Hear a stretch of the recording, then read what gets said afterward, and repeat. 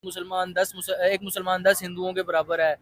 बंगालियों के साथ भी, अगर हिंदू बंगालियों के साथ भी वहाँ हो रहा है, तो रियासत जो है ना, वो सबसे पहले अपने बेनिफिट देखती है। वो लोग कहते हैं गजवा हिंद होगा। अच्छा। दुनिया के जिस मर्जी बंदे से पूछना, वो पाकिस्तानी कहते हैं अभी गजवा हिंद होगा। आप बताएं गजवा हिंद होगा या हो चुका है? हर लिहाज से उसके अलाइज का भी करता। फलस्तीन का दुख नहीं है, क्यों नहीं है? तो वो कैसे बॉर्डर खोल दे उनको? मुसलमान है, एक मुसलमान 10 काफिरों पे या हिंदुओं पे भारी, जो ये कंसेप्ट है, ये आप पाकिस्तान आज़ाद हुआ था तो क़ायद आज़म मोहम्मद अली जिन्ना ने पहली बात ये की थी कि जहाँ पे जो अक़लियत है ना, उनका ख़ास ख्याल रखा जाएगा।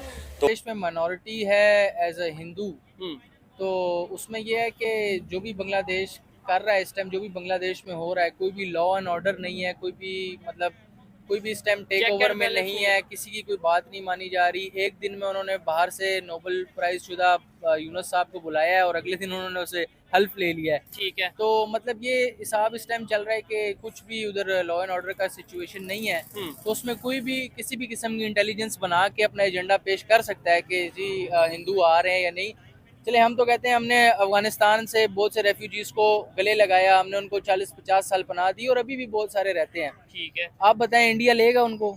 नहीं, इंडिया की आर्मी ने तो मतलब वहाँ पे वो जो अपना उन्हें समझा रहे थे या कोशिश कर रहे थे, उन्हें यही बता रहे थे, एक्सप्लेन कर रहे थे कि भाई ये इलीगल वे से तो हम बिल्कुल ये अलाउ नहीं कर सकते।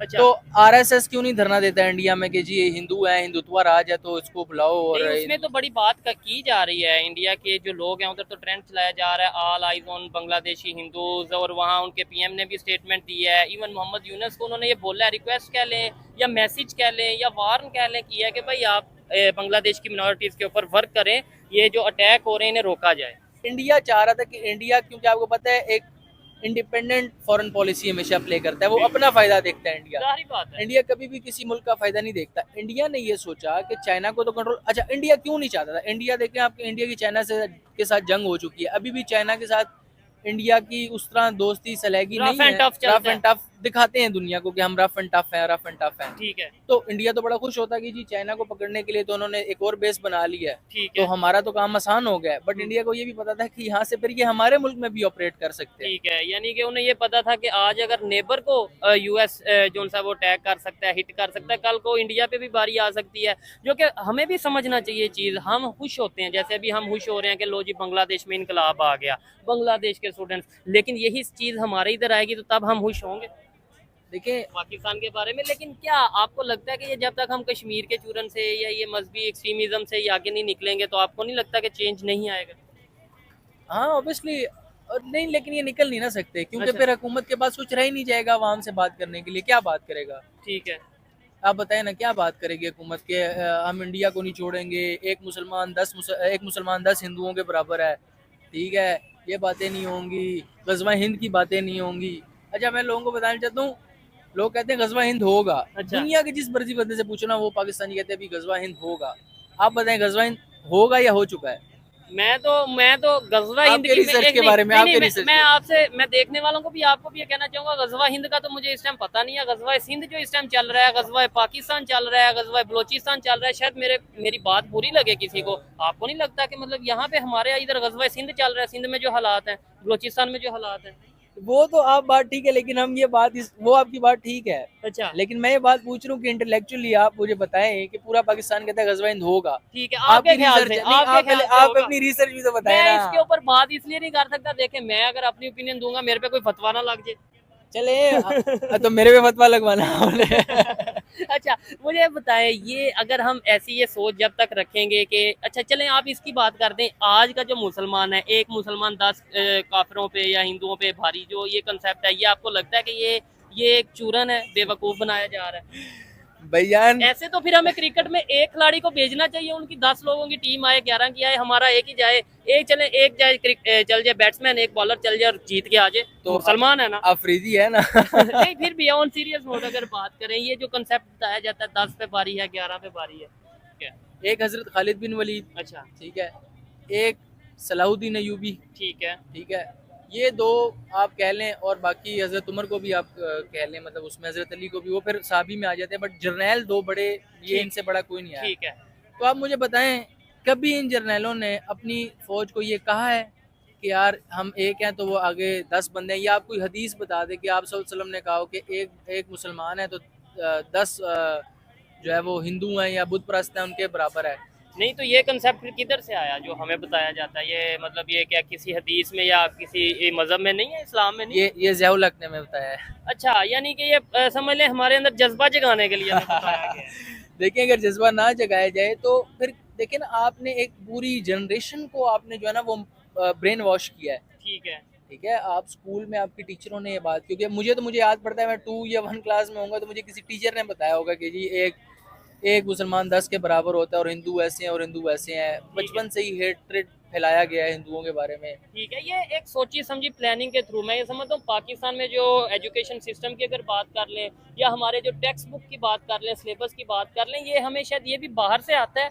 इवन मैं बड़ी बात करने लगा हूँ, इवन जो हमें यहाँ पे इस्लाम बताया जाता है ना, ये भी हमें अमेरिका बताता है कि यार ये आपने इस्लाम के बारे में बताना है। मैं ये मेरी ओपिनियन है, गलत भी हो सकती है। क्या आपने बताया इंडिया की जो फॉरेन पॉलिसी है आज़ाद है, ये कि हिंदुस्तान, हिंदू खड़े हैं बॉर्डर पे, खड़े हैं बॉर्डर पे, खड़े हैं, तो एक फेर आता है। जहाँ भी तहरीकें चलती हैं ना, वहाँ पे जो अकलीतें हैं उनको कोई ना कोई डर होता है और उनको डर दिया जाता है। और ये डर देता है रियासत के वो कारिंदे, वो आलाकार जिन्होंने उस सिस्टम को बचाना है और उन्होंने कुछ ऐसा दिखाना है जिससे कोई ऐसी तहरीक जो कभी अभी कामयाब हुई है, लेकिन अगर उसके लोग ज़्यादा अपना पंख फैला रहे हैं तो उन्होंने उनको क्या करना है, दबाना है ना, तो वो कोई ना कोई ऐसी गेम खेलेंगे। लेकिन बात इतनी है कि हमें ये सवाल करना चाहिए कि क्या अब नौजवान इतने कॉन्शियस हैं, क्योंकि वो उनके पीछे कोई एक्चुअल बताऊं तो उनकी खुद सियासत खत्म हो रही है, सिर्फ उनका जो एजेंडा था वो पूरा हो गया। अब क्या करना है? अब उनके पास अब असल में मसला ये है कि उन्होंने भी अपने पाँव पे खुलाड़ी, उनके भी चोट आई है। उनको नहीं समझ आ रही कि पॉलिटिकली किस तरह स्टेबिलिटी लेके आनी है। हम किसके खिलाफ लड़ रहे हैं? हम न्यू लिबरलिज्म के खिलाफ लड़ रहे हैं, हम इंपीरियलिज्म के खिलाफ लड़ रहे हैं, हम जागीरदारी के खिलाफ लड़ रहे हैं, हम या जो इंटरनल कोल्ड वॉर है चाइना इंडिया, उसके बीच हमने कहाँ स्टैंड करना, हमने अपनी क्या शनाख्त बनानी है एज अ कौम। बहुत से सवाल है। उनके जो पॉलिटिकल लीडर्स हैं उनको इस पे बात करने की ज़रूरत है, सोचने की ज़रूरत है। इतने मास लेवल की मूवमेंट को पॉलिटिसाइज मज़ीद करके कारकुनून लेवल पे गली गली जाकर इस सारे मामले को देखने की ज़रूरत है। और अगर वो ये कर पाएंगे तो ये तहरीक कामयाब है। अदरवाइज़ यही है कि कुछ ऐसी ताकतें जिन्हों का कुछ शायद अपने पर्सनल गुस्से भी होंगे बाकी सियासी जमातों को लेकर, बाकी ये सारे मामले भी होंगे, तो ये सारे मामला चीज़ों को लेकर उनके गलत या सही हो सकते हैं। वो उनको यूज़ कर सकते हैं, कुछ इस तहरीक को यूज़ करके निकल के जा। ये बताएं क्या इंडिया को बॉर्डर खोलना चाहिए अपनी हिंदू कम्युनिटी को बचाने के? देखें, ये मैं नहीं कह सकता, ये उनका फैसला है। वो पाकिस्तान से अगर वो होते शायद वो कब के खोल चुके होते। अगर वहाँ है तो उनको कुछ और पॉलिटिकल बेनिफिट नज़र आ रहे होंगे। तो वो कोई भी रियासत जो है वो ख़ास करके, देखिए आपका और मेरा, मुझे नहीं नज़र आती कि अब मैं आपको एग्जांपल देता हूँ। हम पंजाबी हैं और इस पाकिस्तान में सबसे ज़्यादा एक अजीबो गरीब कौम, ब्रैलर से बढ़ के कौम, एक पंजाबी कौम है। जो मुसलमान बनने जाती है तो सऊदी गोद नहीं उठाता, अंग्रेज़ बनने जाती तो अंग्रेज़ मुंह नहीं लगाता, काली चमड़ी में घोड़ा। उर्दू करने जाते, उर्दू की सबसे ज़्यादा खिदमत कितने की है? पंजाबियों ने की है सबसे ज़्यादा। उर्दू भी नहीं बन पाते, अपनी मादरी ज़ुबान को इज्जत भी नहीं दे पाते। एक अजीबो गरीब किस्म की कौम है, ठीक है, जिसको कोई सिर पैर ही नहीं नज़र आ रहा ना, कुछ भी नहीं पता लग रहा। इसी तरह बिल्कुल सेम एज इट इज़ आप और यही कमज़ोर कड़ी होती है कि यहाँ पे एक आम आदमी को बालियाँ बेचनी पड़ रही हैं, मुनज़्ज़म नहीं हो पा रहे, पॉलिटिसाइज नहीं हो पा रहे, अपने एक एम की तरफ नहीं बढ़ पा रहे, अपने आम लोगों के लिए काम नहीं कर पा रहे। इसी तरह बिल्कुल सेम। और ये क्यों किया जाता है? यहाँ पे पॉलिटिकली या कोई मसलक के हवाले से ग्रोहों को बहुत सी रियासती ताकतें सपोर्ट क्यों करती हैं? क्योंकि उन्होंने लूटना है और उनको लूटने में मदद यही ऐसे ही अनासिर करते हैं जिससे वो अपने आराम से लूटते हैं। और ये कोई मजहब में लगा हुआ है, कोई गुजर बरादरी, कोई बट थे, कोई जट थे, कोई शट थे, कोई इधर थे, कोई उधर। तो पंजाबी बैठे, कश्मीरियों ने करवाया ना, कश्मीरी होके करवाया। हम पाकिस्तानी भी दूर की बात है, वो असली इंसान नहीं है पंजाबी। तो बंगालियों के साथ भी, अगर हिंदू बंगालियों के साथ भी वहाँ हो रहा है, तो रियासत जो है ना वो सबसे पहले अपने बेनिफिट देखती है। वो ये नहीं देखती कि ये मेरे हिंदू हैं, ये मेरे मुसलमान हैं। अगर इतना ही था तो रियासती लेवल पे बाइकआउट करता पाकिस्तान इसराइल का, हर लिहाज से उसके अलाइज का भी करता। फ़लस्तीन का दुख नहीं है, क्यों नहीं है? तो वो कैसे बॉर्डर खोल दे? उनको कुछ नज़र आ रहा है, उनके वहाँ पे कुछ अपने अंदर खाते, उनके अपने बड़े स्ट्रेटेजिकल मामलात हैं। सर मामलात को देखना पड़ता है, उन्होंने पोलिटिसाइज करना है इस चीज़ को कि देखे हिंदुओं पे जुल्म हो रहा है, वो इसलिए नहीं खोल रहे कि देखे ये जो हसीना को हटाया गया है इसलिए एक्सट्रीमिस्ट मौलवी आए हैं, तो दुनिया की जो सियासत है उसमें एक नई दहशतगर्द तंजीम या कुछ ऐसे मामला उन्होंने कुछ ना कुछ सोचा हुआ है इसलिए। और ये हमारे मुसलमानों की रविश भी है।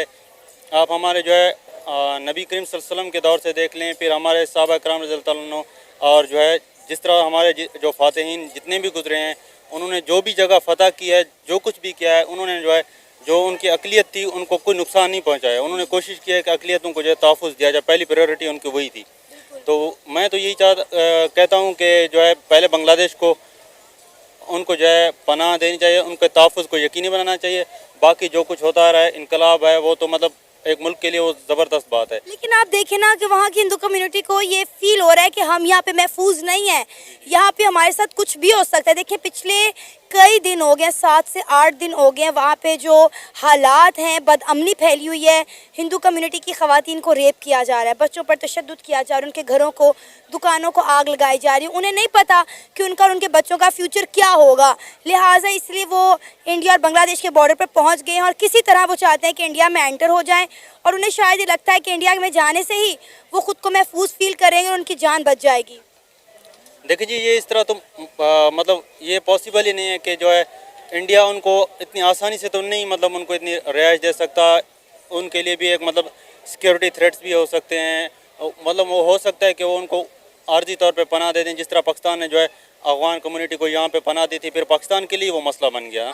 फिर पाकिस्तान जो है उनको इधर जो है हमारे यहाँ दहशतगर्दी और जो है इस तरह के ब्लास्ट होना, फिर पाकिस्तान जलील हो गया उनकी वजह से। तो पाकिस्तान ने जो है फिर ये आपने पिछले साल देखा था, पाकिस्तान ने उनको फिर जो है मूव बैक किया था। और देखिए उसके बाद हुआ क्या कि पाकिस्तान और अफगानिस्तान के हालात और ताल्लुकात आपस में ख़राब हो गए कि हमने अफगानियों को जिनको पनाह दी हमने उन्हें जाने का कह दिया। देखें जी, पहले हमने उन्हें पनाह दी, हमने इस बेस पर पनाह दी थी कि भाई जब आप लोगों के हालात सही हो जाएंगे तो आप लोग वापस चले जाएंगे। लेकिन वो लोग यहाँ पे आए, उन्होंने अपने कारोबार सेट किया, उन्होंने यहाँ पे जो है अपना एक निज़ाम बनाया। तो जब पाकिस्तानियों ने तो अपनी सबसे पहले तो पाकिस्तान है ना, हम तो ऐसे नहीं कह सकते कि हम जो है किसी भी मुल्क के लोगों को यहाँ पे पनाह देकर हम कहें कि भाई हम इनको सिक्योरिटी भी हम इनको फराहम करेंगे, इनको जो है हम घर भी फराहम करेंगे, हर चीज़ होगा, हमारे कारोबार पर भी कब्ज़ा कर लें। फिर अगर हम उनको कहें कि भाई हमारे मुल्क के ये चीज़ हम मतलब आइन में नहीं है कि हम इस तरह कुछ करें, तो आप मेहरबानी करें, तो फिर वो हम पर ही चढ़ दौड़ें, तो ये मुनासिब बात नहीं है, ये गलत बात। सो गाइस, ये पाकिस्तानी लोगों के रिएक्शन थे। अगर आपको इसको लेकर भी कुछ भी कहना है तो आप लोग कमेंट कर सकते हो और चैनल को सब्सक्राइब करना ना भूलें। हो सके तो वीडियो को शेयर भी करें। चलिए हम मिलते हैं किसी और वीडियो में, तब तक के लिए जय श्री राम।